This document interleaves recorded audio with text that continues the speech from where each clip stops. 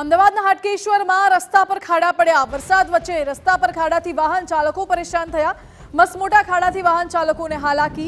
ખાડામાં વરસાદી પાણી ભરાઈ જતા લોકો પરેશાન થયા।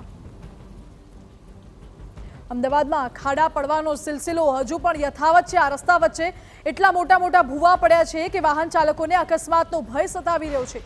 એક તો વરસાદના કારણે રસ્તા ઉપર પાણી ભરાયેલા છે એટલે દેખાતું પણ નથી કે ક્યાં ભૂવા છે અને કેટલા મોટા ભૂવા છે। અને એ દરમિયાન ખાડામાંથી વાહન ચાલકો પસાર થાય તો જીવનો જોખમ ઊભો થતો હોય છે।